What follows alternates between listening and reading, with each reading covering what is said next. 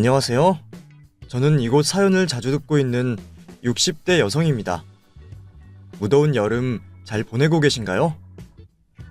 제가 살고 있는 이곳은 비가 자주 내려 다행히 무더운 더위를 식혀주네요. 지금처럼 비가 내리는 날 가게에 앉아 선풍기를 켜놓고 사연을 듣고 있는 게 제 일상이 된 지도 한참이 되었네요. 저는 문방구를 운영하고 있습니다. 이곳에 계신 분들이라면 자식 때문이라도 한 번쯤은 이용하셨을 문방구 말이죠. 요즘에는 학교에서 준비물을 대량으로 준비하기도 하고 학생 숫자도 줄어 이전처럼 아이들이 많지가 않아 빈 가게를 지키며 심심할 때마다 사연을 듣고 있습니다. 어떤 분들은 문방구를 그만두고 세를 받으라는 분들도 있는데 이곳은 저에게 특별한 곳이라 제 힘이 닿는 데까지는 운영하고 싶어요. 부모님께서 하시던 가게를 물려받아서이기도 하지만 그 외에도 특별한 인연을 다시금 만나게 해준 곳이기 때문이죠. 오늘 제가 들려드릴 이야기는 제 인생 이야기이자 그 특별한 재회에 대한 이야기입니다. 그럼 시작해보겠습니다. 저의 어린 시절은 그 시절 보통의 사람들과 별다를 것이 없는 평범한 일상들이었습니다. 공부도 딱 중간 정도 했던 것 같고 놀 때는 놀고 시험 기간에는 공부를 하는 대부분의 학생들과 같은 학창시절이었죠. 당시만 해도 지금처럼 여성의 대학 진학률이 높지 않았고 저 또한 좋은 대학을 갈 만한 성적은 되지 않아서 고등학교를 졸업 후에는 바로 사회생활을 하게 되었어요. 지역 공장에 사무직으로 일하게 된 저는 일을 시작한 지 몇 년 되지 않아 부모님께서 소개해주신 남자를 선으로 만나게 되었고 보통의 사람들처럼 만남을 이어오다 결혼을 하게 되었죠. 그 남자와 연애가 길었던 것은 아니지만 애초에 만나기 전부터 결혼을 염두하고 시작하게 된 사이였고 20대 중반이었던 저였기에 저는 결혼을 미룰 수가 없었습니다. 당시만 해도 20대 후반의 여성은 노처녀라는 말을 들을 때니까요. 그래서 그 남자를 다 알지도 못한 채 쫓기듯 결혼을 하게 되었습니다. 짧게 몇 개월이라도 결혼을 할 상대와 연애를 한 건 다행일 수도 있었어요. 중매로 만나 얼굴 두세 번만 보고 결혼하는 경우도 있었을 때니까요. 그래서 저도 제 상황을 긍정적으로 보고 앞으로 평범하지만 행복한 생활이 펼쳐질 줄 알았습니다. 하지만 결과적으로 제 결혼은 실패로 돌아갔어요. 그 이유는 남편의 폭력 때문이었습니다. 첫 만남부터 결혼을 하기 전까지 무척이나 과묵했던 남편 때문에 저도 말이 많은 편은 아니었지만 제가 일부러 더 많은 말을 하면서 지냈어요. 그래서 어떻게 보면 짧은 연애 기간 동안 상대에 대해 잘 모르기도 했죠. 결혼을 하고 나서도 비슷하게 지냈는데 거기까지는 좋았습니다. 아무런 문제가 없었어요. 그런데 문제는 술이었습니다. 퇴근을 하고 난 뒤 꼭 반주라도 즐겨야 했던 남편은 술만 먹으면 예민해졌어요. 그러다 제가 자칫 실수라도 하거나 자신의 마음에 들지 않은 말을 할 때면 그때마다 폭력을 휘두르곤 했죠. 그럴 때마다 말을 아끼려고 했지만 남편이 물어오는데 아무 말도 안 할 수 없었고 대답을 하면서도 제발 제 말이 곱게 들리길 바라야 했죠. 그리고 자신이 원하는 답이 아닐 때는 어김없이 폭력을 쓰고는 했습니다. 음주로 인한 잦은 폭력에 시달리던 저는 도저히 참을 수가 없어 부모님 집으로 도망쳐왔고 그 뒤에서야 그 사람의 소나기에서 벗어날 수 있었습니다. 이혼을 하게 된 거죠. 그날 이후로 저는 결혼에 대해서 마음의 문을 닫았던 것 같아요. 제가 이혼을 한 뒤에 아버지께서 돌아가시게 되며 그 생각은 더욱 굳어져 갔고 연로하신 엄마를 모시며 부모님께서 하시던 문방구를 제가 운영하게 되었죠. 어찌 보면 사람에게 받은 상처로 마음의 회복이 필요했던 저에게 순수한 아이들을 상대하는 일은 꼭 필요했던 일이었을지도 모르겠습니다. 가끔은 귀찮을 만큼 또 시끄러워 귀가 떨어질 만큼 괴로운 부분도 있었지만 천진난만한 아이들을 상대하며 저는 조금씩 회복되어 갔고 결혼을 하기 전과 같이 돌아가며 제가 살고 있는 삶을 만족하게 되었어요. 그때까지만 해도 저는 평생 엄마를 모시고 문방구를 운영하며 학교를 다니는 아이들을 상대하며 늙어갈 줄 알았습니다. 그런데 가족에게 벌어진 비극으로 한순간에 삶이 다르게 흘러가게 되었죠. 저에게는 1살 터울인 남동생이 있었습니다. 저와 달리 결혼도 일찍 하고 동시에 쌍둥이를 낳아 행복한 결혼 생활을 하고 있던 동생이었죠. 그런 동생에게 비극이 벌어지게 된 건 어느 날 밤이었어요. 모두가 잠든 사이 집안에서 누전으로 인해 화재가 발생했고 깊이 잠들어 있던 탓에 화마가 집을 삼키게 되었죠. 아마 요즘이라면 주변 이웃들이 늦은 시간까지 눈을 뜨고 있어 큰일이 나기 전에 조치를 취할 수 있을 텐데 당시만 해도 10시, 11시면 대부분의 사람들이 잠들어 있는 시간이었고 더욱이 1시가 넘은 시각이라면 깨어있는 사람은 극소수였죠. 그런 탓에 남동생의 가족들은 화를 피할 수 없었습니다. 올케는 불길이 솟구치는 집을 빠져나오지 못했고 남동생은 겨우 쌍둥이 아이 둘을 데리고 나왔지만 병원 치료에도 회복을 하지 못하고 세상을 떠나게 되었습니다. 너무 갑작스러운 비극에 저 또한 서 있기조차 힘들었지만 아들 부부를 잃은 나이 드신 엄마와 부모를 잃은 쌍둥이를 위해서 어떻게든 정신을 차려야 했습니다. 그렇게 제 손으로 직접 제 피부치를 떠나보내게 되었죠. 그리고 쌍둥이를 제가 걷어 키우게 되었습니다. 두 아이는 이란성 쌍둥이였어요. 첫째 남자아이 성훈이, 그리고 둘째 여자아이 성은이었죠. 처녀였던 제가 초등학생이라고는 하나 아이를 키우는 것은 무척이나 힘든 일이었습니다. 엄마의 도움을 받아 겨우 남들과 비슷하게나마 키우고 있었죠.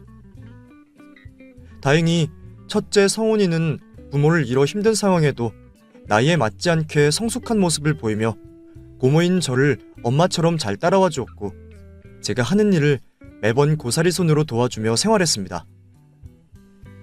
성훈이가 없었더라면 둘째 성은이를 키우는데 꽤나 고생을 했을 거예요. 둘째 성은이도 착하고 절 잘 따라와 주었지만 손이 많이 가는 편이었거든요. 그런데 아이들과 보내는 시간이 점점 흘러갈수록 저는 이상한 점을 느끼게 되었습니다. 둘째 성은이가 유독 남들보다 많이 느리더라고요. 학습 능력뿐만 아니라 가까이 지내다 보면 나이에 맞지 않은 행동을 하는 것을 보며 의아해한 적이 여러 번 있었죠. 걱정되어 병원에 찾아갔는데 그곳에서 성은이가 경계성 지능장애라는 말을 듣게 되었습니다. 처음에는 의사 선생님께서도 긍정적으로 말씀하셨습니다.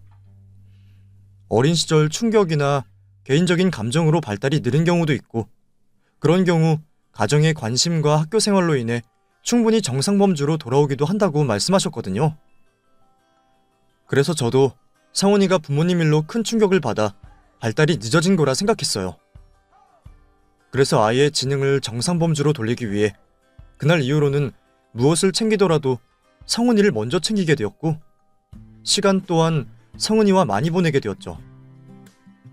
학교 선생님들께도 항상 성훈이의 상황을 설명하며 많은 이해와 지도를 부탁드렸습니다. 하지만 그런 제 노력과 학교 생활에도 불구하고 성은이의 지능 범주는 정상인에 미치지 못했습니다. 사실 가벼운 일상에서는 전혀 이상함을 느낄 수가 없는 정도이긴 했어요. 다만 몸과 언행은 제 나이에 맞게 하지만 생각하는 자체가 일반 사람들에 비해 조금 떨어지는 모습이었죠. 조금만 복잡해지면 이해를 하기 힘들어했고 흔히 눈치라고 할 수 있는 부분도 떨어졌습니다. 또 공감을 하는 것과 거짓말을 구별하는 것도 쉽지 않았죠.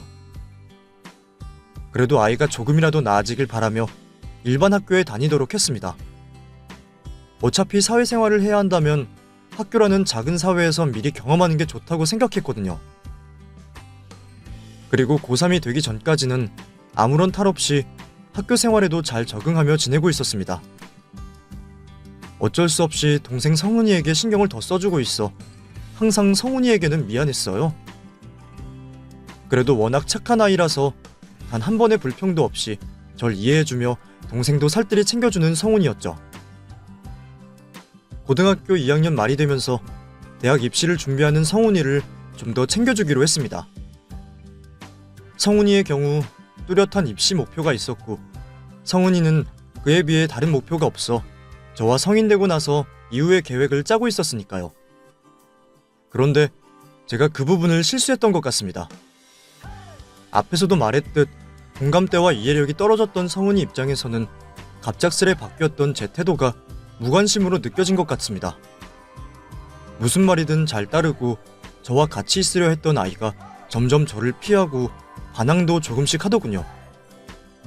그러면서 언제 사귀게 된 건지 못된 친구들과 어울리고 있었어요. 성훈아, 너 이게 뭐야? 왜 네 가방에서 담배가 나와? 제 거 아니에요. 친구가 집에 못 가져간다고 저보고 가지고 있으라고 했어요. 뭐? 너 그런 친구들과 어울리면 안 되는 거 몰라? 너 요즘 왜 그러는 거야? 고모 말도 귓등으로 듣고 대화도 안 하려고 하고. 고모가 저를 싫어하니까요. 제가 오빠보다 공부도 못하고 못난 게 많아서 저 별로 안 좋아하시잖아요. 어차피 저도 이제 제 친구들 있으니까 고모와 더는 대화를 할 필요 없어요. 뭐? 그런 거 아니야. 지금은 오빠가 대학 입시를 앞두고 있으니까 너보다 조금 더 신경을 쓰는 거지. 그리고 그전에는 성훈이 너가 오빠보다 고모에게 관심을 많이 받았잖아. 아니요. 저는 모르겠어요.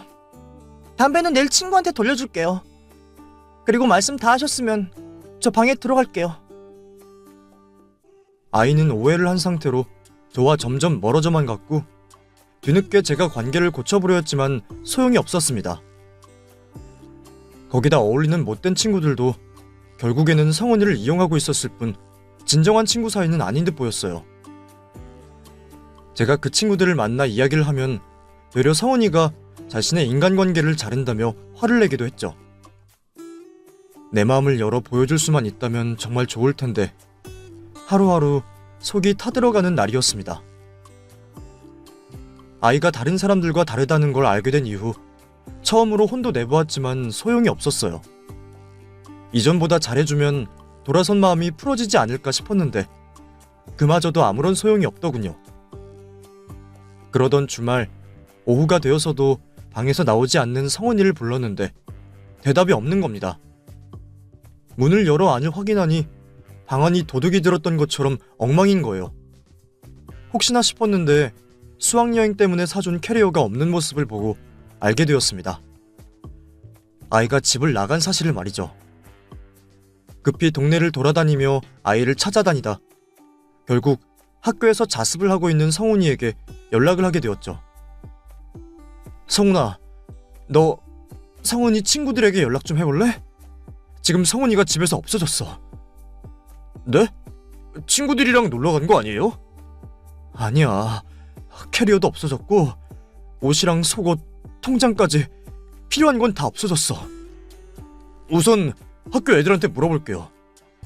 고모, 너무 걱정하지 마세요. 성훈이가 가면 얼마나 멀리 가겠어요. 연락 돌려보고 저도 고모 따라서 성훈이 찾아 나서 볼게요. 곧바로 성훈이도 동생을 찾아 나서게 되었고 주말 내내 성훈이가 있을 만한 곳을 전부 찾아다녔습니다. 가장 의심이 되었던 성훈이와 어울리던 친구들에게도 거의 빌다시피 물어보았지만 아무도 성훈이가 어디에 있는지 모른다고 했고 만난 적도 없다고 했습니다. 도대체 어디를 간 건지, 동네를 단 한 번도 벗어나 보지 못한 아이가 어디를 간 건지 찾을 수가 없었어요. 경찰에 신고도 해봤지만 장애인이 아니라는 이유로 실종은 받아들여지지 않았고 단순 가출로 접수가 되었죠. 결국 제가 생업을 포기하고 아이를 찾아 나서게 되었습니다. 하지만 그마저도 오랫동안 할 수는 없었어요. 고3 시기인 성훈이에게는 아직 도움의 손길이 필요했고 제가 곁에 있어야 했습니다. 그렇게 저는 아침과 낮, 비는 시간을 이용하여 성훈이를 찾아 헤매게 되었고 오후에는 성훈이 뒷바라지를 하며 지내게 되었어요. 그러다 시간이 흘러 10년이라는 시간이 지났습니다. 그 사이 고령이시던 엄마께서는 세상을 떠나게 되셨고 첫째 성훈이는 모자란 제 지원에도 그 어렵다는 취직을 대학 졸업과 동시에 하게 되며 독립을 하게 되었습니다. 그리고 저는 이전과 같이 문방구를 운영하며 둘째 성훈이를 찾으러 다니고 있었습니다. 그 긴 시간 동안 성훈이를 찾을 수 있는 단서조차 찾지 못했지만 멈출 수는 없었습니다. 주변에서는 무소식이 희소식이라며 성훈이가 지금쯤 과거를 잊고 잘 살고 있을 거라고 제게 말을 했지만 제 눈으로 아이가 잘 살고 있는 모습을 보기 전까지는 멈출 수가 없었죠. 그래서 문방구를 마감한 시간 이후에는 항상 성훈이를 찾아다니며 실종 전단지를 돌리고 거리를 다니고 있었죠. 남들에게는 쉬는 시간도 없이 빡빡해 보이겠지만 저에게는 이미 일상이 되어 하루라도 전단지를 돌리지 않으면 몸이 쑤실 지경이었습니다. 그러다 어느 날부터인가 한 아이가 제 눈에 들어오기 시작했어요. 대형 마트와 인터넷으로 점점 문방구를 찾는 아이들은 줄어들었고 그런 탓에 문방구에 찾아오는 아이들을 기억하는 건 어렵지 않은 일이었지만 그 중에서도 그 아이는 몇 가지 모습으로 제게 인상이 깊었어요. 시대가 변해서 그런지 요즘 엄마들은 아이 옷도 이틀 이상은 입히지 않던데 그 아이는 한 옷을 제법 오랫동안 입더군요. 거기다 입은 옷도 허름하니 최근에는 그런 모습의 아이를 본 지도 꽤나 오래되었기에 그 아이가 한눈에 들어왔죠. 아마 그 모습뿐이라면 그저 형편이 조금 어려운 아이라고 생각했을 겁니다. 하지만 아이에게 보여지는 그런 모습보다 더 인상이 깊게 남는 일이 있었어요. 처음에는 단순히 학원을 가기 전이나 집으로 돌아가기 전 오랫동안 문방구에서 가지고 싶어하는 것들을 구경한다고 생각했는데 아이가 계속해서 제 눈치를 보고 있는 겁니다. 제가 단 한 번도 눈치를 준 적이 없는데도 말이죠. 그런 아이의 모습을 보게 되자 괜히 더 유심히 보게 되더군요. 그러면서 아이가 무엇을 하고 있는지도 보게 되었습니다. 아이는 제가 딴짓을 할 때면 초콜릿이나 사탕, 빵 같은 것들을 자신의 주머니나 가방에 넣더군요. 사실 문방구를 하면서 심심치 않게 보던 모습들입니다. 아직 애들이었으니까요. 그래서 그 전에 비슷한 일들이 있어도 아이들을 혼내기보다는 눈치를 주거나 좋게 타이르고 보낸 적이 많았어요. 특히 작은 군것질들 경우는 심하지 않은 선이라면 모른 척 넘어간 적도 많죠. 그러다 보면 부모님에게 들켜 용서를 구하러 오는 애들도 있었고 스스로 양심에 찔려 잘못을 구하는 애들도 있었습니다. 하지만 이번에는 조금 다른 이유로 아이가 군것질을 가져가는 데 있어서 모른 척하기로 했어요. 겉으로 보여지는 모습이 딱하기도 했고 스스로도 잘못된 일인 걸 아는지 겨우 하나 또는 두 개씩만 가져갔거든요. 또 한편으론 그 아이로 인해서 성은이가 떠올라 모른 척한 이유도 있었죠. 만약 우리 성은이도 어려운 상황에 처해 있어 비슷한 행동을 하고 있다면 제가 저 아이를 불쌍히 여겨 모른 척한 것처럼 누군가도 우리 성은이를 배려해주지 않을까 싶었습니다. 그래서 아이가 다시 저희 문방구를 찾았을 때도 저는 모른 척 넘어가주고 있었죠. 그 뒤로도 아이는 뜨문뜨문 저의 가게를 찾아와 군것질들을 가져가고는 했습니다. 처음에는 그런 아이를 안타깝게만 생각하며 지켜만 봤습니다. 그런데 생각을 해보니 아이가 또래 아이들과 다른 점이 하나 있었어요. 그 전까지는 바로 앞 학교에 다니고 있는 아이인 줄 알았는데 수업 시간 중에도 아이가 나와 있는 겁니다. 처음에는 사정 때문에 일찍이 학교를 나왔나 싶었어요.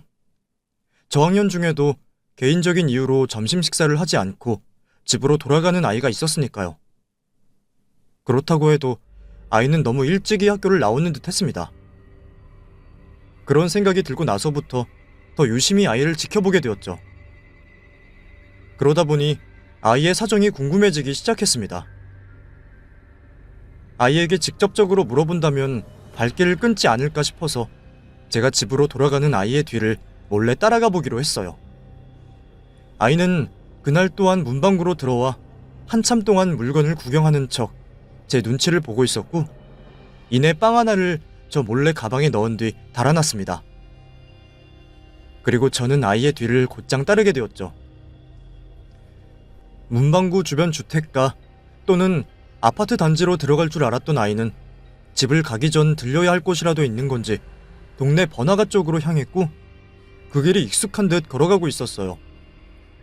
그리곤 한 건물 앞에서 멈춰서는 현관 유리문에 비친 자기 모습을 정리하고 올라가더군요. 그런데 아무리 봐도 아이가 들어갈 만한 건물이 아니었습니다. 1, 2층은 상가 건물이긴 했지만 아이가 이용할 수 있는 상가시설이 아니었고 그 위층은 고시원이었죠. 이쯤에서 발길을 돌릴까 하다가 아이가 도움이 필요한 상태라면 보호자와 대화를 하는 게 낫지 않을까 싶어 건물 안으로 들어가는 아이를 다시 따라갔습니다. 보호자가 상가시설을 운영하고 있을 줄 알았는데 아이는 고시원으로 올라갔고 안에 사람이 없는 건지 스스로 열쇠를 따서 문을 열고 방으로 들어갔어요. 아이가 들어간 방 앞으로 가니 다행히 어른과 같이 있는지 말소리가 들렸습니다. 그래서 보호자와 아이에 대해서 대화를 하려 조심스럽게 문을 두들겼죠. 그런데 제가 문을 두들기자 안쪽에서 들려오던 목소리가 한순간에 사라지는 겁니다. 그리곤 오랫동안 정적만 흘렀죠. 제가 다시 한번 문을 두들기며 제 신원을 밝히니 그제서야 아이가 조심스럽게 문을 여는 겁니다. 왜 그러세요? 아줌마 알지? 문방구 아줌마.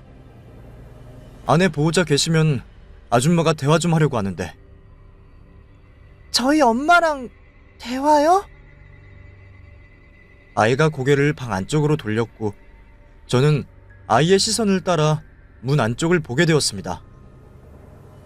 성인 한 명이 누우면 꽉 차는 좁디 좁은 고시원 안에는 잔뜩 긴장한 듯이 보이는 한 여성이 있었고 그 여성을 확인하게 되자 저는 그 자리에 털썩 주저앉아 버리고 말았습니다. 그 여성은 제가 그리도 오랜 시간 동안 찾아 헤매던 우리 성은이었어요. 긴 시간이 흘러 얼굴은 변해 있었지만 한눈에 알아볼 수 있었습니다. 꿈에서도 늘 보던 얼굴이었으니까요. 그런데 성은이는 오랜만에 보는 제가 반갑지 않은지 고개를 획 돌리는 겁니다.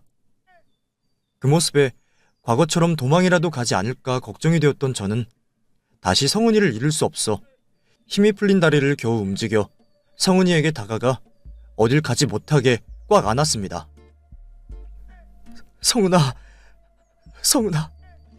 지금 여태껏 어디에 있었던 거야? 이렇게 가까이 있었으면 고모 집으로 찾아왔어야지. 왜 이렇게 지내고 있어? 그제서야 실감이 나더군요. 우리 성은이를 다시 만나게 된 것이 꿈이 아니라는 걸요. 벅찬 감정이 솟구쳐 올랐고 저는 울음을 터뜨리고 말았습니다. 아무런 말도 하지 못한 채 성은이를 안고 울고 있었는데 뒤돌아선 아이의 몸이 들썩이는 게 아니겠어요? 그제서야 알게 되었습니다. 성은이도 저와 같이 뜨거운 눈물을 흘리고 있다는 사실을요. 저는 성은이를 돌려세워 그 아이를 제품으로 끌어안아 진정시키게 되었습니다. 그제서야 성은이도 저를 안아주었고 우리는 한참 동안 서로의 품에 안겨있게 되었어요. 그리고 조금은 진정이 되어 보이는 성은이에게 지난날 이야기들을 들을 수 있었습니다. 아이가 집을 나가게 된 이유는 제가 생각하지 못한 이유가 있었습니다. 그래서 가출 초기 아이를 찾지 못했던 것이었어요. 우선 아이가 가출한 이유에는 제 애정에 대한 오해가 있는 게 맞았습니다. 대학 입시를 준비하는 첫째를 챙겨주는 것에 비해 자신에게 관심도가 떨어진다고 생각한 성은이가 애정에 대해서 오해를 한 게 맞았던 거죠. 하지만 결정적으로 가출을 하게 된 이유는 다른 곳에 있었어요. 그건 저뿐만 아니라 주변 학교 친구들도 모르고 있던 사실이었죠. 성은이에게는 주변 사람들 몰래 사귀고 있던 같은 학교 남자 학생이 있었습니다. 성은이 자신도 뒤늦게 알게 된 사실이지만 사실 남자아이는 정말 성은이가 좋아서 사귀었던 것이 아니었고 단순히 사춘기 시절 이성에 대한 호기심으로 성은이에게 접근한 것이었어요. 평범한 일반 사람들이라면 바로 알아챌 거짓말도 경계성 지능장애를 가진 사람들은 쉽게 믿고는 합니다. 특히 거짓말하는 상대방이 신뢰할 수 있는 사람이라면 더더욱 쉽게 믿고는 하죠. 그 남자아이는 성은이의 그런 부분을 알고 이용을 한 겁니다. 처음에는 다정한 친구처럼 아이에게 접근을 하기 시작했고 호감이 있다며 사귀게 된 거죠. 문제는 그 이후였습니다. 그 남자아이는 이성에 대한 호기심으로 성은이에게 접근했기 때문에 학교에서 소문이 나기 싫어했던 것 같습니다.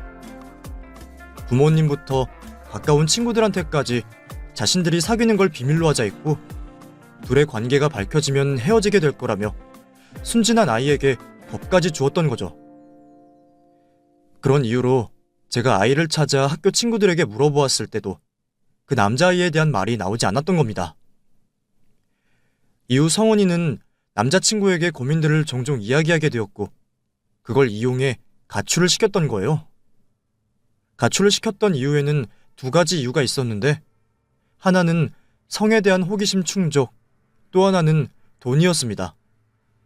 무엇이든 자신이 시키는 대로 의심 없이 행동하고 설령 하지 않더라도 조금의 협박과 겁을 주면 고지곳대로 자신의 명령을 듣는 성은이를 이용하기로 한 거죠.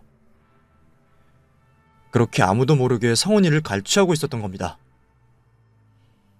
남자의 말에 꿰어 가출을 한 지도 3년이 다 되어갈 때 성은이는 야반도주를 하듯 도망을 치게 되었다고 해요.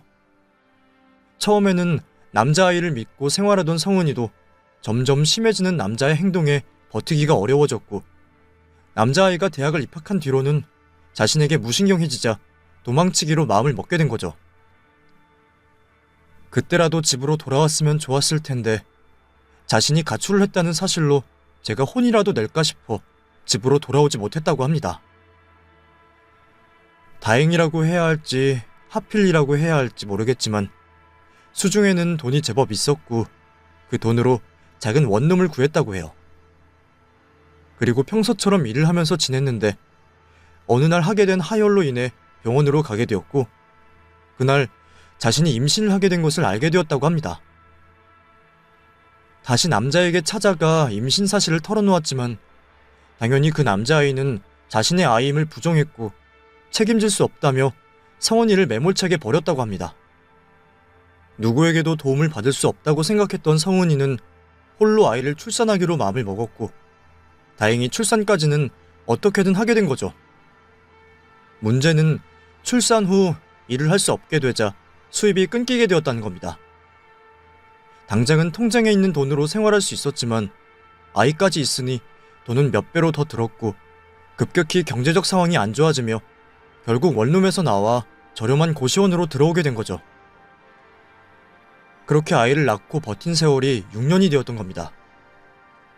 어리고 순진한 성은이가 겪기에는 너무 잔인하고 냉혹한 현실이었습니다.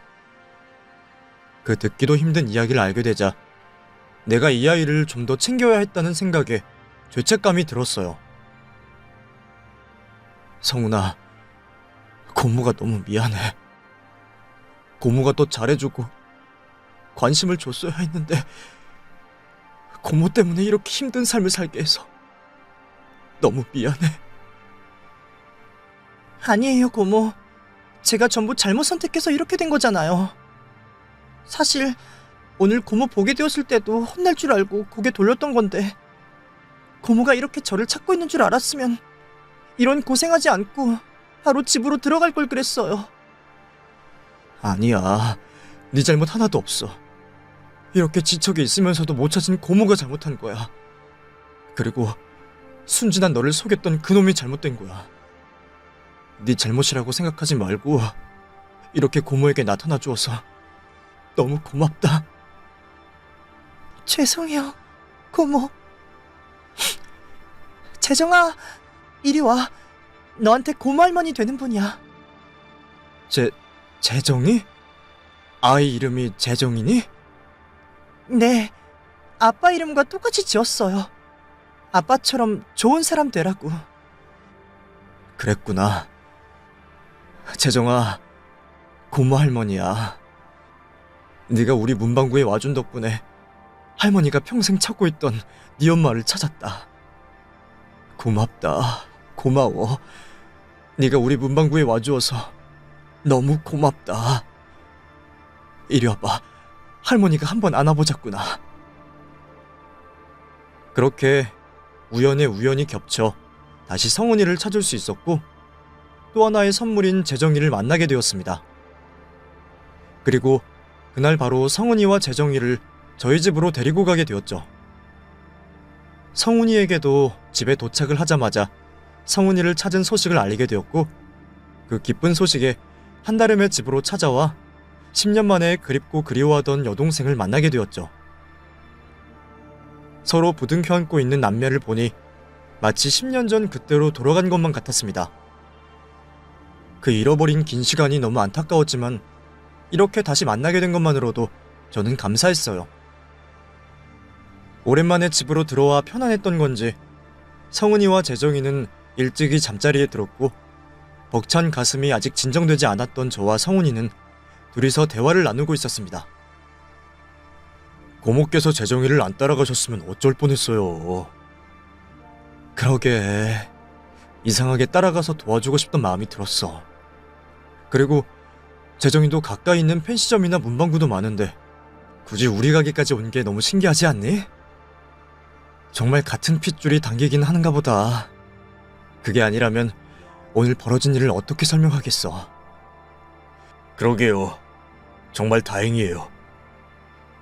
그리고 지금까지 정말 고생 많으셨어요. 고모 아니었으면 성은이 영영 못 찾았을지도 몰라요. 감사해요. 저희 키워준 은혜와 성은이 일까지 제가 꼭 다 갚을게요. 그게 내 할 일인데 당연한 걸 가지고 네가 잘 자라준 걸로 다 갚은 거야. 그리고 성은이 찾은 걸로 된 거고. 그런데 재정이 친부라는 사람 일은 그렇게 하실 거예요? 사실 몰랐으면 모르겠는데 알게 되니 도저히 그냥 넘길 수가 없었어요. 이렇게 대충 없었던 일로 하면 언젠가는 후회를 할 것 같아요. 글쎄, 나도 당장이라도 그놈을 데리고 와서 때려 죽이고 싶다만 어떻게 해야 할지 모르겠구나. 혹시 성은이랑 재정이가 다시 상처를 받지 않을까 싶기도 하고. 그러니까 친부에게 잘못을 물어야죠. 분명 자기 아이라는 걸 알면서도 버린 거라고요.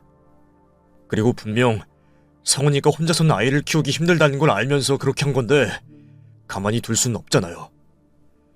아마 모른 척한 것도 성은이가 자신에게 대응하지 않을 거라는 걸 알아서 한 걸 거예요. 그런데 이제는 저희가 있으니까 그 일에 대한 피해를 보상받아야죠. 그럼 어떻게 하면 좋겠니? 제가 내일부터 변호사 만나볼게요. 고모께서는 성은이 마음 편하게 해주시면서 과거에 있었던 이야기를 확인해보세요. 혹시 증거될 만한 게 있어서 남기시면 더 좋을 거고요. 그렇게 우리는 성은이가 잃어버린 10년을 보상받기 위해 움직이기 시작했습니다. 우선 그놈에 대해서 알아보았는데 참 기가 막혔습니다. 집안도 부유한 편이었고 공부도 잘해서 그런지 다른 곳에서는 엄친아 소리를 들으며 좋은 사람으로 알려져 있더군요. 성은이를 이용해서 갈취하고 자신의 아이까지 버린 녀석이 사회적으로 좋은 평판을 듣기 위해서 보육원, 요양소 등등 봉사활동이라면 가리지도 않고 하고 있었어요. 정말 겉만 보고는 사람을 알 수가 없더군요. 회사도 좋은 곳으로 다니고 있었고 결혼할 사람도 있는 걸 보니 저는 화가 치밀어 올랐습니다. 바로 그놈과 대면하여 말을 하게 되었죠. 그래서 그 재정인가 걔가 제 아이라는 증거가 있어요? 뭐예요? 그렇게 말하면 안 되죠. 하늘도 알고 나도 알고 자기 스스로도 아는 사실을 부정하면 거짓이 됩니까? 지금이라도 진심으로 두 사람에게 사과하고 보상하고 앞으로 아이에게 들어갈 양육비 지원하면 될 것을 이렇게 뻔뻔하게 나온다고 해결이 돼요? 돈 바라고 이러는 것 같은데 걔 내 아이 아니에요. 성은이같이 예쁜애 말을 믿으세요? 난 확실히 친부가 아니니 이렇게 협박한다고 돈이 나오지 않습니다. 오히려 내가 당신들을 협박죄로 고소할 거라고요. 뭐? 이 찢어 죽일 놈 같은 이라고. 내가 그래도 일 커지는 게 싫어서 사과받고 조용히 끝내려고 했는데 너같이 인간 같지 않은 놈은 조용히 넘어갈 게 아니라는 걸 알았다. 그래, 누가 이기나 보고 누가 손해인지 한번 두고 보자.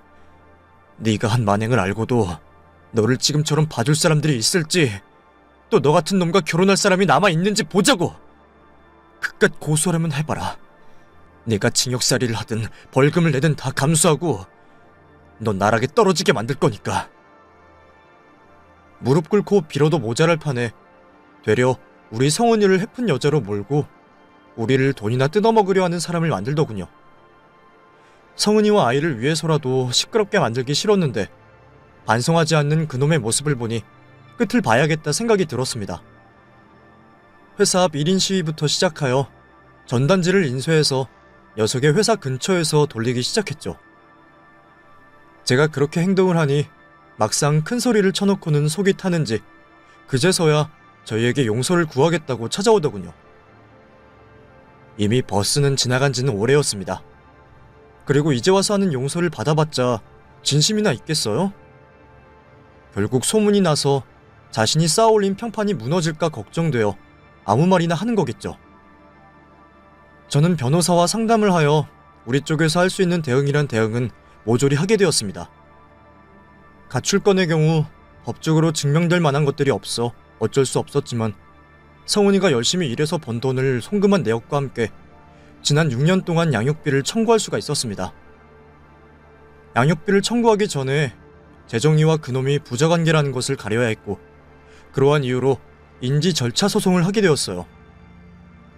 그런 일까지 벌어지게 되니 결혼 앞두고 상대 측 집안이 알게 될까 걱정이 되었던 그놈은 부모님에게 부탁을 했는지 큰 돈을 저희에게 합의금으로 제시하더군요. 그 정도 돈이라면 앞으로 성훈이가 재정이 대학을 보내고 결혼을 할 때까지 도움이 될 만큼의 돈이었습니다. 변호사도 그 합의금 액수에 놀랐는지 저희에게 더 나은 조건일 수도 있다며 조심스럽게 첨언을 하더군요. 지난 성훈이의 고생을 금액으로 환산하여 보상을 받고 앞으로 양육비를 청구해서 받더라도 그 정도의 금액은 아니라고 말이죠. 거기다 어떻게 해서든 그놈 이름에 빨간 줄을 그을 수는 없다고 했습니다. 법이 그렇더라고요. 그렇게 한참을 가족들과 고민하던 우리는 결국 합의금을 받기로 했어요. 사실 저는 끝까지 소송을 하고 법정 싸움으로 끌고 들어가 망신이란 망신은 다 주고 싶었는데 성훈이가 그만하자고 하더군요. 근데 고모, 이 소송 계속해야 될까요? 그 사람이 사과한다고 말도 하고 돈도 보상해준다고 하는데. 그게 진심에서 나오는 말이고 네 고생을 인정하는 돈이겠어? 그런 놈은 아주 지옥 밑바닥까지 보내버려야 해. 고모가 저 때문에 스트레스 받는 것도 싫어요. 고모 그 사람 처음 만난 날부터 조금씩 변해가는 모습 보면 제 잘못 같아 힘들어요.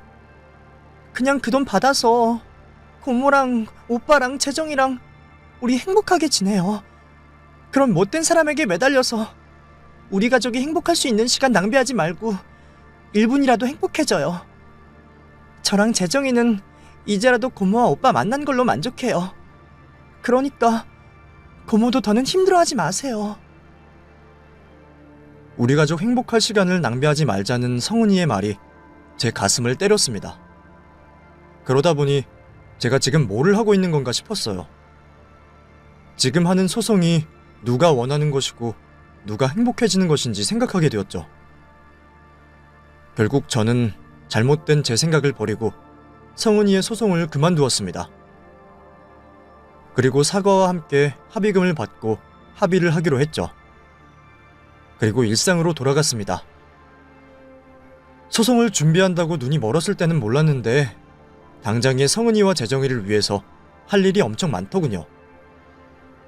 학교를 갈 시간이 얼마 안 남았던 재정이를 가르쳐야 했고 사회성이 많이 떨어져 있는 성은이는 다시 사회로 들어갈 수 있도록 적응시켜야 했습니다. 그렇게 바쁘게 또 행복하게 아이들과 같이 지내고 있다 보니 재정이 친부에 대한 분노는 이미 잊혀져 버렸고 당장 우리 가족이 내일은 어떤 식으로 행복할 수 있을까에 집중하게 되었죠. 그렇게 행복하게 지내다 보니 어느 날 성훈이가 한 소식을 가지고 왔어요. 신이 정말 계신 건지 그놈이 이혼을 당하고 소송을 하고 있다는 소식이었죠. 아마 결혼할 상대에게 끝까지 속이고 결혼까지 성공한 모양인데 어떻게 그 집안에서 성훈이 이를 알게 되었나 봅니다. 그 일로 혼인 취소 소송을 당했다는 소식을 들었죠.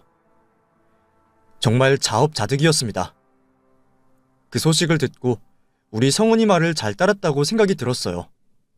아니었으면 지금까지도 어느 쪽이든 항소에 항소를 걸쳐 긴 법정 싸움을 하고 있었을 테니 말이죠.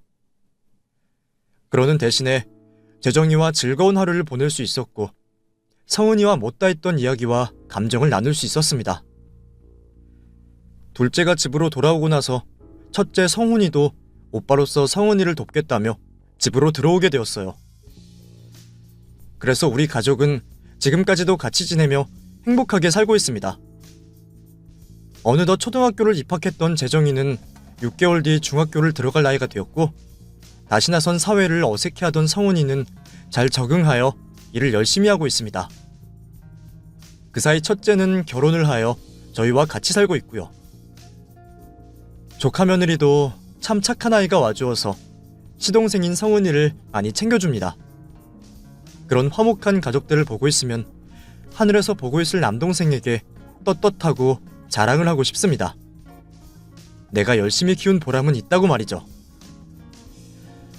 제 이야기는 여기까지입니다. 그런데 꼭 마지막으로 남기고 싶은 말이 있어서 조금 더 해볼까 해요. 성훈이를 10년이라는 시간 동안 찾아 헤매면서 저와 비슷하신 분들을 많이 만나게 되었습니다. 다들 저처럼 잃어버린 가족을 놓지 않고 찾으러 다니시는 분들이었죠. 어떤 분은 저보다 연세가 훨씬 많으시고 잃어버린 기간도 길었습니다. 그분들이 하루도 쉬지 않고 밖으로 다니시는 건 어딘가에는 찾는 아이가 저희 성훈이처럼 힘든 상황에서도 무사히 있어줄 거라는 희망 때문입니다. 그래서 이 글을 읽으시면서 저와 비슷한 상황에 처하신 분들이 희망을 잃지 않으셨으면 좋겠고 반드시 저의 사연과 같이 실종된 아이를 찾으실 거란 말을 하고 싶어요. 또 그런 실종 가족들이 건네는 전단지, 현수막 등을 가볍게 생각하지 말아주시고 비슷한 분을 목격 시 꼭 연락을 해주시면 실종자 가족들에게 큰 도움이 될 수 있다는 말을 전하고 싶네요. 그럼 여러분들께서도 가족들과 소중한 시간 즐기시길 바라겠고 하시는 일 모두 잘 되시길 바라겠습니다. 감사합니다.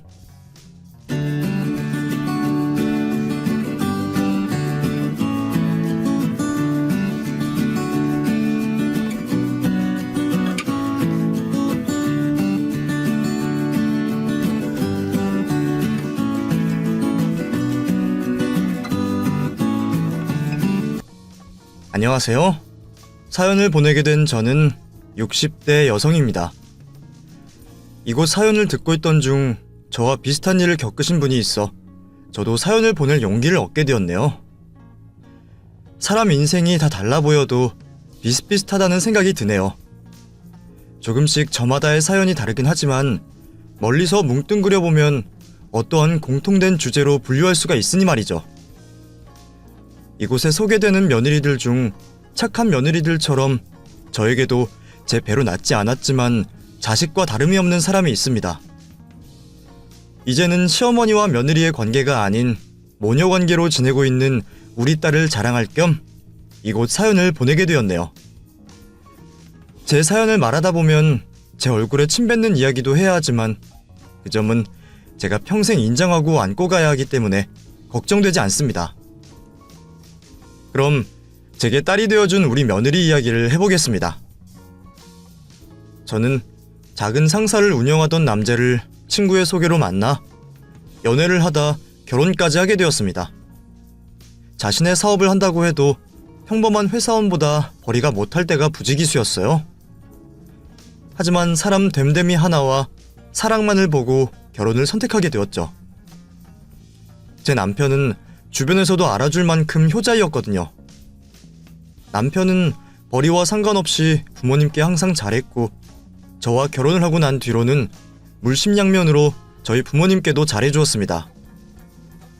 저희 부모님께서도 그런 남편을 인정해 주시고 돈이라는 건 언제든 생길 수 있는 거라며 항상 남편을 응원해 주셨어요.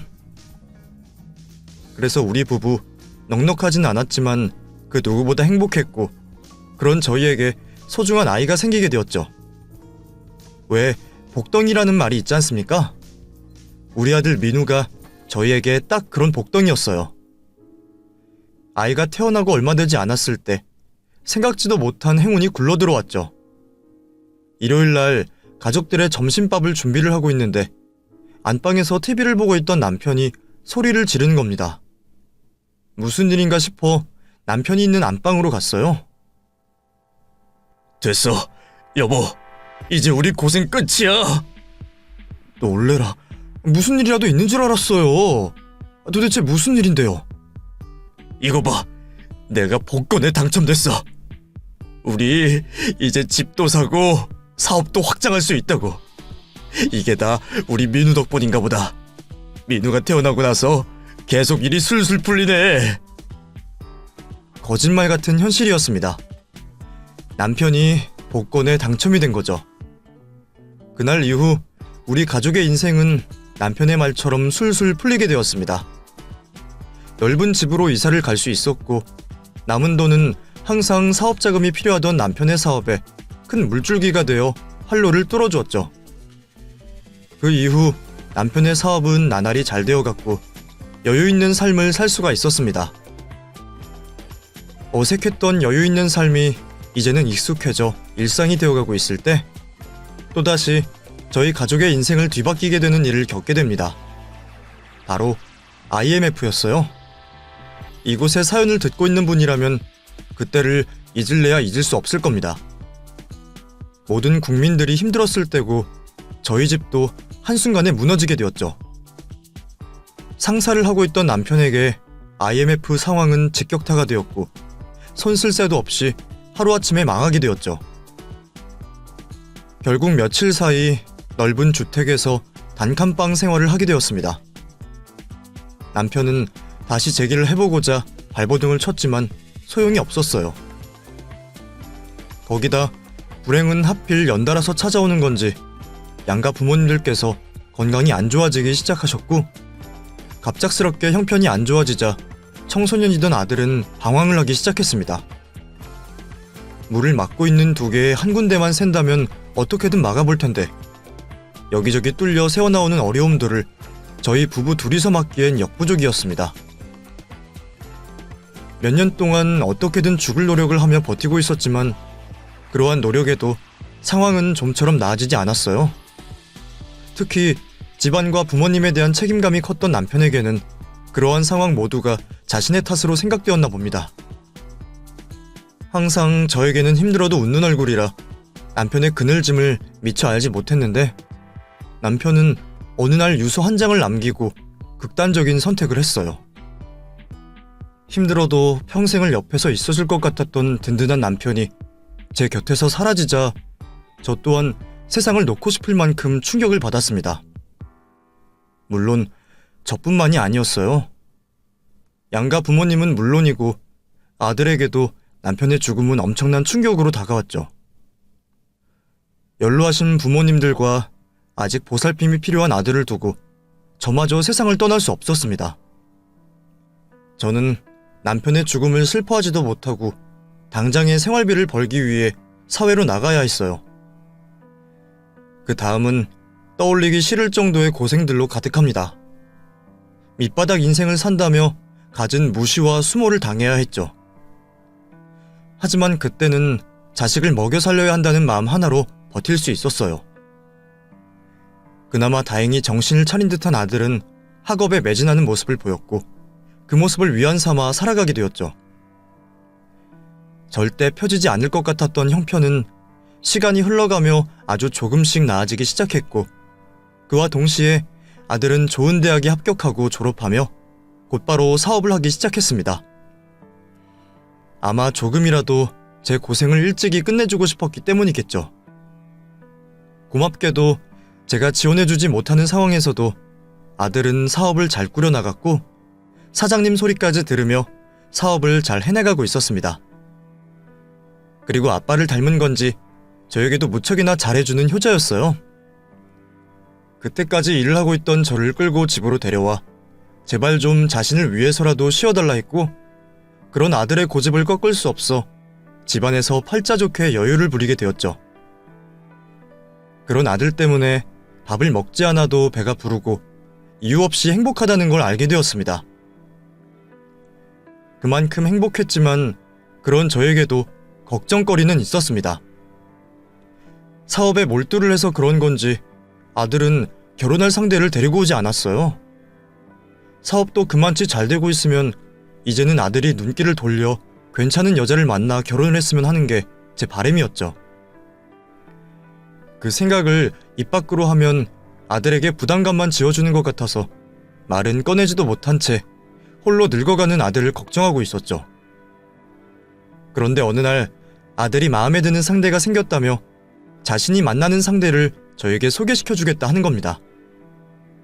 그 말을 들으니 아들이 만나는 상대가 어떤 사람인지도 모르는데도 막혔던 속이 뻥하고 뚫리는 것 같았어요.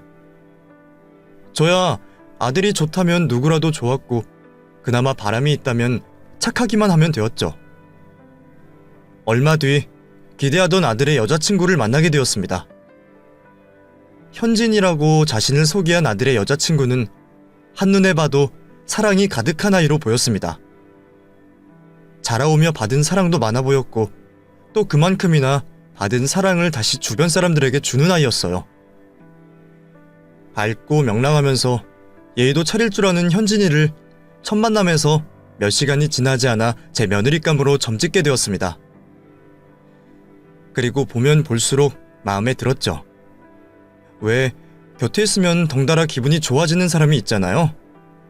가만히 있어도 좋은 에너지를 발산하는 그런 사람이요. 현진이가 그런 아이였어요.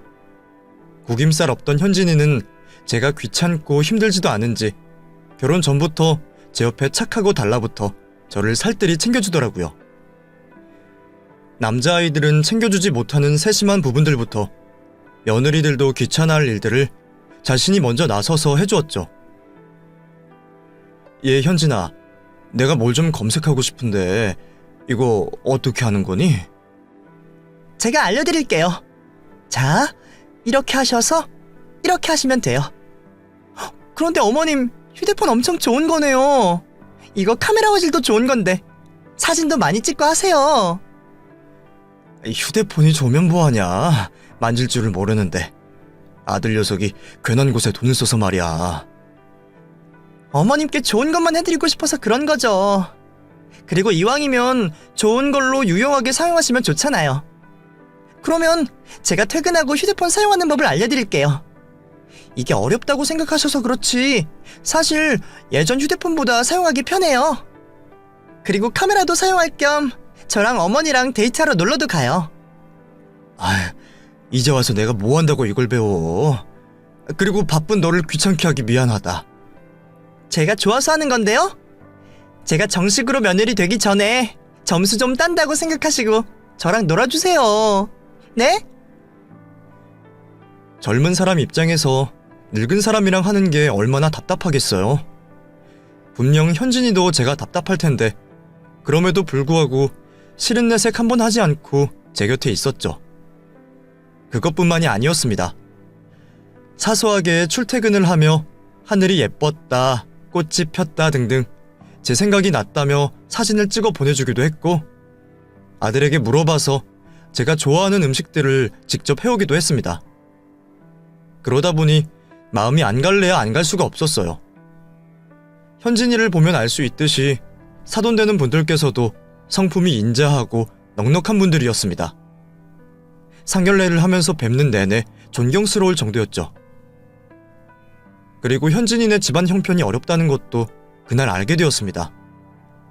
오히려 저에게는 그 점이 더 인상 깊었고 현진이를 더 마음에 들게 된 이유였죠. 현진이 부모님께서는 없는 형편에서도 다른 사람들에게 베풀며 살아가시는 존경스러운 분들이셨고 현진이는 어려운 상황에서도 구김살 하나 없이 잘 자라준 아이였습니다. 저 또한 한순간 형편이 어려워져 긴 시간 동안 힘들게 살아왔기 때문에 그런 상황에서 그늘이 없다는 게 얼마나 힘든 일인지 알고 있어 현진이가 더 대견스럽고 사랑스러웠어요. 그렇게 마음에 쏙 드는 며느리 현진이를 맞이할 수 있어서 저는 참 다행이라 생각했습니다. 상견례를 마치고 결혼 날짜를 잡은 뒤 저는 어떻게 하면 아들과 현진이에게 조금이라도 도움을 줄 수 있을까 생각하고 있었어요. 그런데 아이들이 먼저 저를 생각해 같이 살자고 말을 한 겁니다. 어머니, 저는 원래 결혼하고도 어머니 모시고 살려고 했어요. 지금까지 저 키우신다고 고생만 하셨는데 결혼했다고 어머니 혼자 계시는데 알면서도 모르는 척 떠날 순 없잖아요. 현진이에게도 다른 건 전부 양보해도 그것만은 이해해달라고 말했었고요. 아우, 그게 무슨 소리야. 나는 그런 거 바라지 않아. 자식이 성인이 되어서 자기 가정 꾸렸으면 당연히 둥지를 떠나는 거지. 나는 혼자 지내도 지금과 별다를 것 없으니 내 걱정 말고 너희들 생각만 해라. 그러진 않겠지만 이왕이면 무리를 해서라도 좋은 집으로 가고 부족한 게 있으면 이 집을 팔아서라도 도와줄 테니. 어머니, 제가 민우 씨가 말했다고 따르는 게 아니에요. 저도 어머니 모시면서 살고 싶다고 먼저 말했어요. 민우 씨 말처럼 혼자 계시는 것도 걱정되고 또 가족 다 같이 지내면 좋잖아요. 아서라, 사돈들께서 들으시면 얼마나 섭섭하시겠어. 아들 둔 부모만 부모니? 딸 가진 부모도 똑같은 부모다. 뭐든지 공평하게 해야지. 너희가 이러면 내가 사돈분들 뵐 낯이 없어. 저희 부모님께서는 두 분 다 같이 있으시잖아요. 저도 어머님께서 아버님과 같이 계시면 이런 생각 하지 않죠. 그러지 마시고 저희랑 재미있게 같이 살아요. 저 살림하는 것도 알려주시고요. 왜 사서 고생을 하려고 하는지 늙은 시어머니 모시고 사는 게 쉬운 일이 아닐 텐데 말이죠. 아들과 며느리는 고집을 부렸습니다만 저도 제 뜻을 끝까지 굽히지 않았어요. 애들 고생시키고 싶지 않았고 늙은 사람 눈치 보지 말고 자기들끼리 행복했으면 싶었습니다. 그래서 결국 제 뜻을 꺾지 못하고 아들네와 저는 떨어져서 지내게 되었죠. 저를 생각해주는 아들과 며느리의 마음만으로도 저는 충분했습니다. 그런데 이제 막 결혼해서 신혼을 즐기려면 자기들끼리 행복할 시간도 부족할 아이들이 홀로 지내는 제가 걱정된다며 하루 걸러 찾아오는 게 아니겠어요? 또 왔어? 요 며칠 전에도 와놓고 뭐 한다고 찾아오니? 나 찾아올 시간에 너희들끼리 외식이라도 한 번 더 하라니까. 외식할 거예요. 어머니 모시고요. 저번에 저희 부모님 모시고 간 것인데 먹자마자 어머님 생각이 나더라고요. 가까운 곳에 있으니까 천천히 준비하세요, 어머님. 그 뒤에도 말로는 근처에 일이 있어서 지나가다 들렸다고 했지만 앞팻말은 다 핑계고 혼자인 저 때문에 찾아왔다는 걸 알 수 있었습니다. 단순히 제게 좋은 인상을 받으려고 한 행동이 아니었고 몇 년의 세월이 흐르는 동안 꾸준히 제게 관심을 쏟아주었어요. 그런 현진이가 고마워 저도 아이에게 챙겨줄 게 없나 항상 주변을 둘러보았고 아이가 좋아하거나 도움될 만한 것들을 선물하고는 했죠.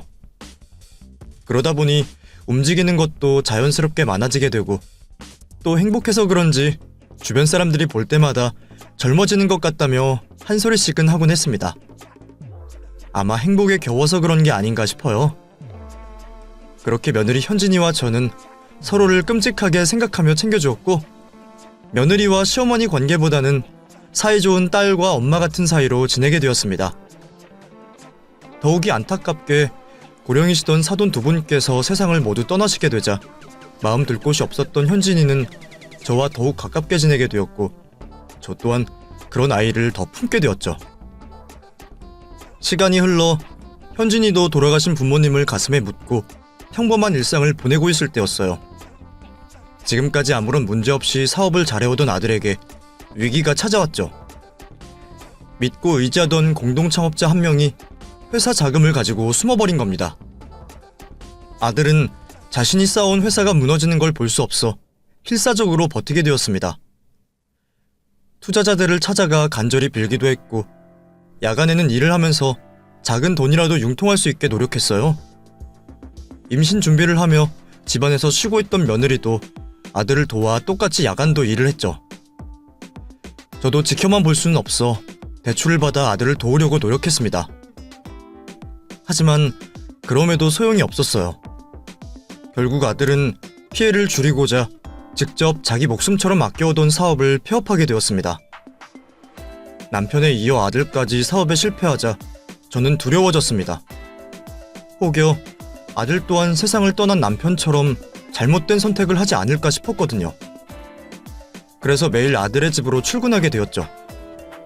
하지만 아들은 술에 빠져 회인 같은 생활을 이어갔어요. 민우야, 너 정신 차려야지. 아직 네 나이가 몇이라고 겨우 한 번 넘어진 걸로 이렇게 좌절을 해. 어머니, 저 정말 열심히 했습니다. 아버지와 같은 일을 겪지 않으려고 항상 경계에 경계를 하면서 사업을 했다고요. 그런데 누구보다 믿었던 사람에게 속을 줄 몰랐어요. 같이 정상에 서서 세상을 내려다보자고 했던 놈이 돈 가지고 도망갈 줄은 몰랐다고요. 상처가 깊어 보였던 아들이었지만 저와 현진이가 곁에 있다면 분명 다시 일어날 거라고 생각했습니다. 그런 이유로 아들을 포기하지 않고 계속 옆에서 돌보았어요. 그러면서 누군가는 생활을 하기 위해 돈을 벌어야 했고 그 책임을 현진이가 지게 되었죠. 남편이 정신을 차리는 날 다시 재기할 수 있게 돈을 모아야 한다며 며느리는 열심히도 살았습니다. 그런 며느리가 고마우면서 가엾기도 해 저도 도움을 주려고 했어요. 며느리가 쉬는 날이면 제가 다시 청소일이나 잡일을 구해 조금의 도움이라도 주려고 했죠. 어머니, 이렇게까지 안 하셔도 돼요. 이러다 병이라도 나시면 어쩌시려고요. 아니다. 이래봬도 평생 일로 다져진 몸이야. 쉽게 고장나지 않는다. 내가 조금이라도 도움이 되어야 하지 않겠니? 너는 쉬는 날에는 아무런 생각하지 말고 쉬기만 해라. 서로 고생하며 챙겨주는 그때 저와 며느리는 그 관계가 더 단단해져 갔습니다. 그러던 어느 날 드디어 아들이 다시 이전처럼 정신을 차린 듯 했어요. 어느 날 저에게 귀농을 하겠다 말을 하더군요. 어머니, 죄송했어요. 제가 빨리 정신을 차렸어야 했는데 저 이제 새롭게 시작해보려고요. 근데 더는 경쟁밖에 없는 이 도시에서 재기할 자신이 없어요. 그래서 귀농을 하려고요. 계속 알아보고 있었는데 좋은 기회가 있어서 모든 걸 정리하고 내려가 최선을 다해보려고 합니다. 그래서 어머니와는 떨어져서 지내야 할 것 같아요. 죄송해요. 저는 무엇이든 상관이 없었습니다. 아들만 행복하다면 그걸로 만족했어요. 아들과 며느리가 경제적으로 부족하더라도 자급자족하며 행복하게만 산다면 더 바랄 것이 없었습니다. 늙은 어미 찾아와 주지 않더라도 말이죠. 다만 며느리와 헤어지는 게 아쉽긴 하더군요. 고생한 아이에게 무엇 하나 잘해주지 못한 것 같아 마음이 좋지 않았습니다. 그렇게 아들 며느리와 떨어져서 지내게 된 지도 3개월이 넘어가고 있을 무렵이었어요. 아이들이 시골로 내려간 뒤에는 하루하루가 심심했던 탓에 일찍이 잠자리에 들었고 그날 또한 역시 일찍이 잠자리에 누워 잠을 청하게 되었습니다. 그렇게 한창 숙면을 취하고 있는데 요란한 소리 때문에 놀라 잠자리에서 일어나게 되었어요.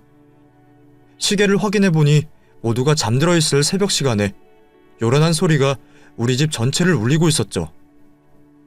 급히 안방에서 거실로 나와 확인을 해보니 우리 집 현관문을 때리는 소리라는 걸 알게 되었습니다. 너무 무서워 경찰에 연락할 생각을 하면서 인터폰을 켜보았는데 글쎄 우리 현진이가 그곳에 있는 게 아니겠어요? 무슨 큰일이라도 당한 건지 흙투성이에 찢어진 옷으로 헐떡이고 있더군요. 저는 급히 현관문을 열었고 며느리는 쓰러지듯 현관문 바닥에 주저앉아 버렸어요. 실제로 마주하게 된 현진이의 모습은 더 엉망이었습니다. 찢어진 옷과 흙투성이는 물론이고 온몸은 땀범벅에 작은 상처들이 여러 곳에 나 있었죠. 거기다 신발까지 신지 않아 발 전부가 상처투성이었어요. 현진아, 도대체 무슨 일이야? 네 꼴은 이게 다 뭐고? 사고라도 당했어? 너가 이 모양인데 민우는 어디 있는 거야? 어머니, 민우 씨에게 연락하지 마세요. 그 사람에게 연락하면 안 된다고요. 지금 무슨 소리 하는 거야? 민우에게 연락을 하지 말라니. 그 사람에게 절대 저 봤다고 하시면 안 돼요. 어머니, 저 좀 살려주세요. 저 그 사람에게 죽다 살아났다고요. 제발 저 좀 살려주세요. 며느리는 아들의 이름이 나오자 오들오들 떨기 시작했고 찢어진 옷에서 무엇인가 뒤져 저에게 건네주려고 했습니다. 이거 여기에 전부 담겨져 있어요. 그 사람이 한 짓들이 여기 전부 담겨져 있어요. 예, 현진아! 정신 좀 차려봐! 현진아! 제게 검은색 물건을 건네준 현진이는 알아들을 수 없는 말을 남긴 채 정신을 잃었어요. 다행히 정신을 잠시 잃은 건 외에 다른 이상은 없어 보였고 아이를 거실로 옮겨 몸을 닦아준 뒤 이불을 덮어주었죠. 그리곤 저에게 건네준 물건을 확인해 보았습니다. 처음에는 그 물건이 무엇인지 몰랐어요. 일회용 카메라 비슷하게 생긴 모양에 크기는 제 주먹과 비슷한 정도의 물건이었죠.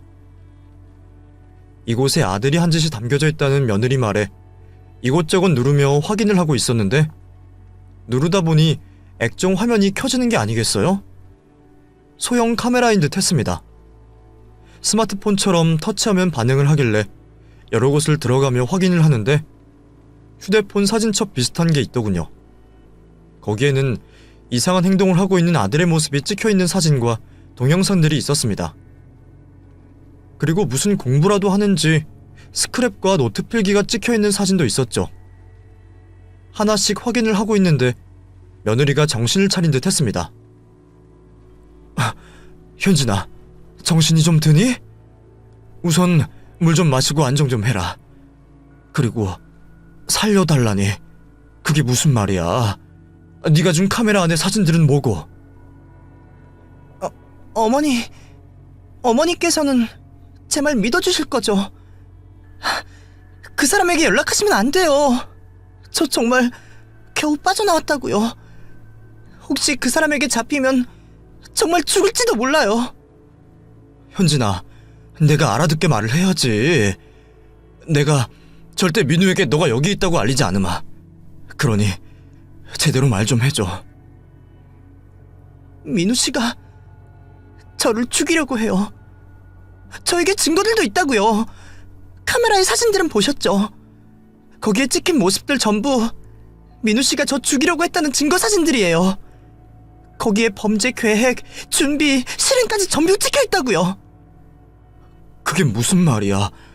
민우가 왜 너를 해하려고 해? 그 사람 아예 정신이 나간 것 같아요. 제 앞으로 들어놓은 보험금 타려고 저러는 거라고요.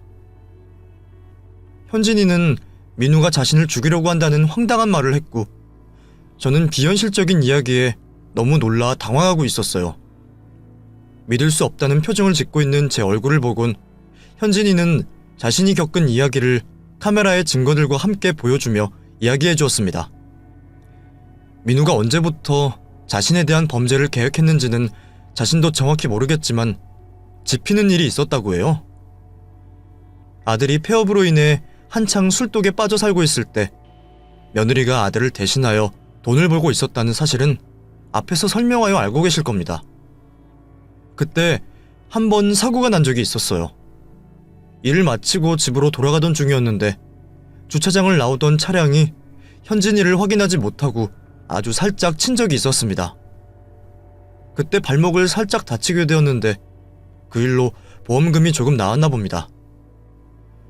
처음에는 남편이 걱정할까 싶어 말을 하지 않았다가 어느 정도 치료를 다 마치고 나서 말을 했다고 해요. 그런데 몇 달간 자신의 말에도 큰 반응이 없던 남편이 처음으로 그 일에 관심을 가지며 꼬치꼬치 캐물었다고 해요. 그때는 단순히 사고로 다친 자신을 걱정한다고 생각했다고 합니다. 그런데 그날부터 민우가 달라졌던 거죠. 무슨 공부를 하는 건지 모르겠지만 매일같이 독서실에 다니기 시작했고 집에서도 인터넷을 붙잡고 무엇인가에 열중을 했죠. 그러다 어느 날 자신에게 귀농을 제안한 모습을 보고는 지금까지 귀농에 대해서 공부를 했다고 생각한 거죠. 그래서 아무런 의심 없이 따라가게 되었다고 합니다. 그때까지는 아무런 문제가 없었다고 해요. 그런데 귀농을 시작한 첫날부터 이상한 일들이 벌어졌다고 합니다. 엉뚱한 곳에서 위험한 물건이 떨어진다거나 혼자 있는 집에 불이 날 뻔한 적도 있었다고 해요. 다행히 눈썰미가 좋은 며느리가 미리 확인을 하게 되어 문제는 없었지만요. 그런데 그런 일보다 더 이상했던 것은 아들의 태도라고 했습니다. 땀 흘려 정직한 돈을 벌겠다며 내려온 시골에서 농사를 할 준비는 하지 않고 집 주변의 자리를 파악해야 한다며 산과 강으로 데리고 다녔다고 해요. 그것도 하필 위험한 날씨 때만 말이죠. 비가 내리고 있어 금방 강물이 불 것 같은데 흙탕물이 된 강을 구경하자며 있었던 적도 있었고 비가 와 미끄러운 산을 데려간 적도 있었다고 하네요. 그런데 그게 전부 며느리를 사고사로 위장하려 했던 행동들이었답니다. 우연히 며느리가 아들의 노트를 보게 되었고 의심을 하던 중 잠을 자는 사이 빠져나와 가스통이 연결된 부근을 풀고 있는 아들을 보면서 확신을 하게 된 거죠. 그날은 잠에서 깬 척하며 범행을 막을 수 있었다고 해요. 그날 이후 며느리는 아들의 행동 하나하나를 기록하고자 했다고 합니다. 인터넷으로 검색해본 결과 지금 가지고 있는 것만으로는 아들의 범죄가 밝혀지지 않을 수 있다는 걸 알게 되었고 그래서 인터넷으로 아들 몰래 소형 액션 카메라를 구입하고 옷 안이나 몸에 달고 다니며 아들의 범죄를 계획하는 모습들을 모아왔다고 합니다. 제가 보았던 사진과 동영상들 전부가 보험 범죄를 계획 준비하고 공부하는 아들의 모습이었던 거죠. 그러다 오늘 결정적인 일이 생겼다고 합니다. 귀농을 하기 전부터 키워오던 강아지가 아들과 산행을 간 중에 사라지게 된 거예요. 곧 해가 지기 전인데 아들은 며느리에게 자식 같은 강아지를 찾으러 가자며 재촉했고 처음 거절하던 며느리는 결정적인 모습을 확보하고자 위험을 무릅쓰고 뒷산으로 가게 된 거죠. 아들은 강아지가 어디에 있을지도 모르는데 잃어버린 곳으로 가자며 며느리를 데리고 절벽 쪽으로 데리고 갔다고 합니다. 그리곤 절벽이 보이자마자 며느리를 밀어버렸다고 해요.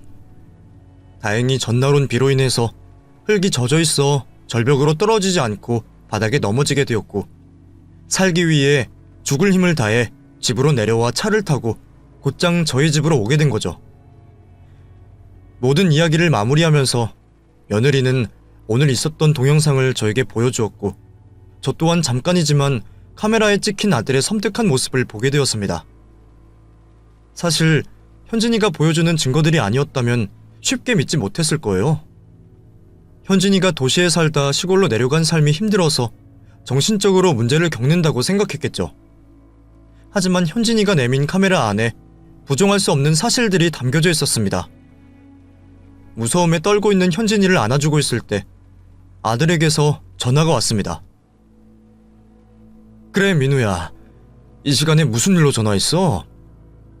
죄송해요. 주무시고 있으신데 깨워서. 다름이 아니라 혹시 현진이 어머님 댁에 찾아오지 않았어요? 현진이? 걔가 여길 왜 오니? 왜? 너희 둘이 싸우기라도 한 거야? 아니요. 그 사람이 여기 적응하기 힘든가 봐요. 요즘에 이상한 말도 하고 피해망상 같은 모습도 보이고 해서 안 그래도 병원에 데려가 보려고 했는데 오늘 갑자기 없어졌네요. 혹시 그 사람 어머님 댁으로 오면 어디 가지 못하게 데리고 있어주세요.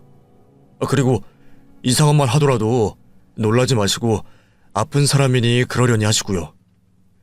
내가 내려가 봐야 하는 거 아니니? 하기야, 내가 지금 가봐야 무슨 도움이 될까? 알았다. 내가 현진이 오면 잡아두고 있으마. 죄송해요. 이런 일로 걱정 끼쳐드려서. 곧 있으면 다시 어머니 행복하게 해드릴 수 있으니까 조금만 참아주세요. 제가 꼭 이전처럼 행복하게 해드릴게요. 그럼 다른 걱정하지 마시고 주무세요. 저 들어가 볼게요. 아들과 전화하는 내내 얼마나 떨리던지 혹시 어색한 제 연기를 아들이 알아차리지는 않을까 많은 걱정을 했습니다. 다행히 아들과의 전화를 무사히 넘길 수 있었고 불안에 떨고 있는 현진이를 안심시키며 날이 밝자마자 경찰서로 가서 아들을 신고하기로 했습니다. 아무리 내 아들이라도 그런 짓을 하고 있는데 지켜볼 수만은 없었습니다. 그리고 아들이 더 큰 범죄를 저지르기 전에 막는 게 옳다고 생각했어요. 다행히 며느리가 목숨을 걸고 찍은 증거들로 인해서 아들은 곧장 긴급 체포가 되어 구속 수사를 받게 되었고 집안에 남아있던 범행 계획 증거들과 포렌식 수사로 나온 휴대폰 증거들로 인해 계획 범죄와 살인미수로 수감 생활을 하게 되었습니다. 아들이 수사를 받는 내내 저 자신에게도 힘든 시간이었습니다. 곁에 있는 며느리에게는 끝이 없는 미안함이 들었고 내가 아들을 잘못 키운 것 같아 죄책감에 시달렸죠. 그러면서 동시에 착하던 아들이 왜 그렇게까지 변하게 된 것인지 궁금했습니다. 그래서 수감이 된 이후 아들을 찾아가 면회를 하게 되었죠. 아들이 선고받은 형량이 절대 길다고 또는 과하다고 생각한 적 없었습니다. 하지만 어쩔 수 없이 저도 엄마인 이유로 수척해진 아들의 모습을 보자 가슴이 아파왔어요. 그렇게 한참을 서로 말없이 있다 제가 먼저 말을 꺼내게 되었습니다. 민우야, 엄마도 어쩔 수 없었다. 자식이 잘못된 길을 걸어가고 있는데 어떻게 아무런 행동도 하지 않을 수가 있겠니? 그것도 사람을 해치려고 하는데. 물론 지금도 너를 무척이나 사랑하는 엄마이지만 난 똑같은 상황이 벌어진다고 해도 내 손으로 또 신고할 거다. 그러니 엄마 그리고 현진이 원망하지 말고 그 안에서 네 잘못 반성하고 있어. 네, 알아요 어머니. 다 제가 잘못한 거죠. 애초에 제가 사업에 실패하지 않았더라면 이런 일도 없었을 거예요. 다른 사람들처럼 회사나 다닐 걸. 아버지 꼴을 봤으면서도 사업을 한다고 눈이 돌아버려서 누구 탓을 하겠어요. 사업을 시작한 내가 머저리죠. 민우야, 사업을 했고 안 했고의 문제가 아니잖아. 어떤 이유에서든 네가 사람을 해하려고 한 마음을 먹은 게 문제이지. 엄마는 그래도 네가 재판을 받는 동안, 수감이 된 동안 반성을 하고 있을 줄 알았다.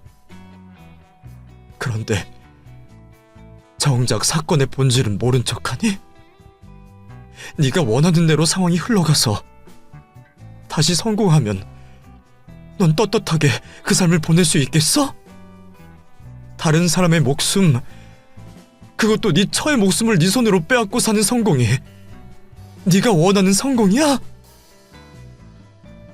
네, 맞아요. 그렇게 해서라도 재기하고 싶었어요. 아니, 그렇게 해서라도 꼭 성공해야 했다고요. 어머니께서도 과거에 아버지 사업 망하고 나서 저와 똑같이 겪으셨잖아요. 이 세상 가장 밑바닥의 삶이 어떤지 알고 계실 거 아니에요. 그런데 저보고 그 삶을 또 살라고요? 그 시절 부모님의 삶이 제 삶이 어땠는지 잊어버리셨어요?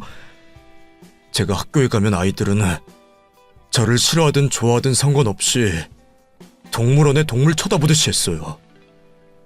그리고 나는 괜찮은데 자기들이 제 앞에서 눈치 보면 말조심을 했다고요. 그게 더 힘들어요. 내가 어떻게 반응해야 하는 건지 나도 모르겠는데 말이죠. 그뿐이에요? 사람들의 동정하는 눈빛은 기억 안 나세요? 그러면서 은근히 자신보다 나쁜 상황인 저희를 무시하고 즐기는 사람들의 눈빛 기억 못 하세요? 저는 똑똑히 기억해요. 잊으라고 해도 잊을 수 없는 기억들이라고요. 그래서 죽기보다 싫었어요. 그래서 저에게는 다시 재기할 수 있게, 다시 사람처럼 살아갈 수 있게 도와줄 수 있는 돈이 필요했다고요. 그래야 다시 어머니와 제가 행복할 수 있으니까요. 내가 너에게 그렇게 돈이 전부라고 가르쳤니? 네 손으로 피 묻혀서 성공해서 호강시켜주면 엄마가 좋아할 거라고 생각했어? 나는 네가 어떤 상황 속에서 살든 곁에 의지할 가족이 있고 작은 것에도 행복하게 살기를 바랬다. 그래서 너에게 어떠한 말을 하더라도 절대 돈, 그놈의 돈은 단 한 번도 말한 적 없어. 내가 몇십 년 동안 너를 잘못 알고 있었구나. 내가 생각한 우리 민우는 가족을 소중하게 생각하고 가족을 위해서 사는 아이라고 생각했어.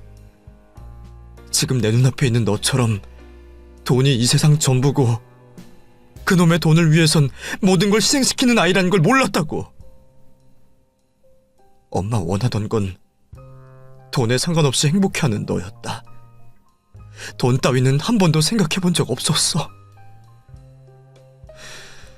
그래서 나도 이제는 너에 대한 마음을 편히 접을 수 있겠다. 수십 년 동안 쌓아온 네 사고를 어떻게 내가 한순간에 바꿀 수 있겠니? 나도 내 유일한 핏줄인 너와 연을 끊고 싶지 않다만 도저히 너의 생각에 동의를 할 수 없겠구나. 그리고 우리 현진이 곁에 있기에도 너무 위험해. 부모로서 할 말은 아닌 것 같다만 이만 여기서 너와 나의 연을 끝내기로 하자. 제 말을 듣고도 아무 말을 하지 않던 아들은 면회 시간이 끝나기 전에 면회실을 먼저 나갔고 저 또한 쓰린 가슴을 부여잡으며 교도소를 나오게 되었습니다.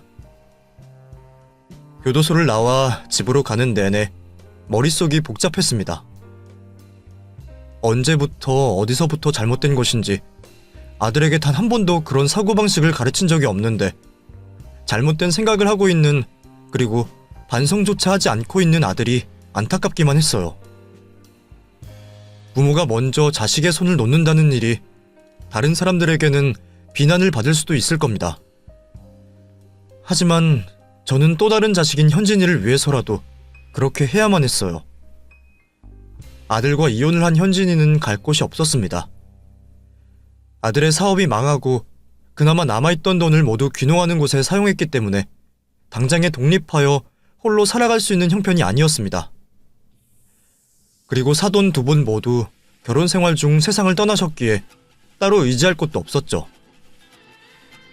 그러한 이유로 제가 잠시 동안만 데리고 있으려고 했어요. 물론 저야 저를 엄마처럼 대해주는 현진이가 곁에 있는 것이 좋았지만 현진이에게는 자신만의 인생이 있었고 새 출발을 할 수 있는 젊은 나이였기에 언젠가는 제 곁을 떠나는 것이 당연하다 생각했습니다. 그런데 제가 아들을 면회하고 돌아온 날 뜻밖의 말을 듣게 되었습니다. 그래서 민우와는 부모 자식의 연을 끊기로 했다. 생각을 고치면 모르겠다만 평생 신념처럼 가지고 있던 생각인데 바뀌지 않겠지. 너를 위해서도 그리고 나를 위해서도 그러는 게 나을 거라 생각했다. 어차피 그 녀석 나올 쯤에는 내가 이 세상에 남아있지도 않을 거고. 미안하다. 내가 자식을 잘못 키워서 너같이 좋은 여자에게 그런 몹쓸 일이나 겪게 하고. 미안하다는 말을 100번이고 1000번이고 10,000번이고 한다고 해도 네 상처받은 마음을 낫게 할 수 없겠지만 그래도 내가 너에게 용서를 구해야 하지 않겠니? 정말 미안하다, 현진아. 아니에요, 어머님. 이제 다 끝난 일인걸요. 결과가 어찌되었건 그 사람도 죄에 대해 처벌받고 있고요. 그리고 그 일이 왜 어머님 잘못이겠어요. 제가 지난 세월 동안 곁에서 본 어머님께서는 그 사람에게 절대 그런 생각을 심어주실 분이 아니에요. 항상 자식들이 부모가 바라는 대로 자라주는 건 아니잖아요. 그러니까 너무 자책하지 마세요. 저도 이전 일은 잊으려고 하고 있고 많이 안정되었어요. 아니야. 그래도 내 잘못이 없다고 할 수는 없지. 내가 평생 너에게 빚을 졌다 생각하고 갚아나가마. 그리고 네 삶에 이래라 저래라 관여하지 않을 테니 내 눈치 보지 말고 생활해. 아직 창창한 나이이니 충분히 새 출발할 수 있을 거야. 혹시 필요한 게 있다면 그게 돈이라든지 몸을 쓰는 일이라든지 개의치 말고 부탁하렴. 내가 할 수 있을 만큼 도와주마. 그러면 부탁이 하나 있는데요. 그래, 뭐라도 괜찮으니 말해보렴. 저 이제 어머님을 제 어머니라 생각하고 모시고 살아도 될까요? 아시잖아요. 저 이제 가족이라고 말할 사람은 어머니밖에 없는 거. 그리고 어머니께서도 옆에 보살펴줄 친지분이나 자식이 있으면 제가 마음 놓겠는데 그런 상황도 아니시고요. 그래서 제가 어머님 곁에서 평생 지내고 싶은데. 안 돼. 그러면 안 된다. 네 나이가 몇인데 늙은 시어머니에게 발목을 잡히려고 해. 큰일 겪은 너에게 바로 이런 말하는 게 그렇다만 너도 정말 좋은 남자 만나서 네 못 잡힌 인생 만개해야지. 사실 이런 일 겪어서 그런지 몰라도 저 재혼 생각 조금도 하지 않고 있어요. 혼자서도 잘 살 수 있는 인생이라면 그걸로 만족할 것 같고요. 특히 어머님께서 옆에 계셔주시면 더 좋을 것 같아요. 그리고 혹시 그런 사람이 나타난다면 그건 그때 되어서 생각해 볼게요. 그러니까 지금은 저랑 같이 있어주세요. 아휴, 이 바보 같은 것. 왜 고생을 사서 하려고 해? 네가 그래준다면 내가 고맙지. 내가 고마워. 그렇게 며느리와 시어머니로 만나게 된 우리는 큰일을 겪고 나서 딸과 어머니가 되었습니다. 젊고 창창한 나이인 현진이의 앞길을 막는 것 같아 미안하기도 합니다. 그럴 때마다 현진이는 아무런 걱정 없이 자신의 인생을 살며 저와 행복하게 살고 있는 지금이 가장 행복하다고 말을 해줘요. 저를 생각해주는 그 착한 마음씨에 안심도 하고 위안도 얻고 있죠. 하지만 항상 준비를 하고 있습니다. 현진이에게 좋은 사람이 나타난다면 아이의 행복한 미래를 위해서 곁을 떠날 준비를 말이죠. 그때가 된다면 조금이라도 제 잘못을 갚기 위해 모든 것을 아이에게 주고 떠나려고 합니다. 제 인생의 말년이 설령 불행할 수 있다고 해도 말이죠. 오히려 저는 그날을 기다리는 것 같습니다. 그래야 아직까지 현진이에게 지고 있는 제 마음의 빚을 갚는다고 생각하고 있으니까요. 글을 쓰는 지금도 현진이에게 좋은 남자가 나타나기를 빌고 있어요. 여러분들께서도 제 착한 딸이자 며느리인 현진이가 좋은 남자를 만날 수 있게 빌어주셨으면 합니다. 그럼 못난 어미의 글을 여기서 마치겠습니다. 긴 글 마지막까지 읽어주셔서 감사하고 여기 계신 분들 모두에게 안녕과 평화가 깃들길 바라겠습니다.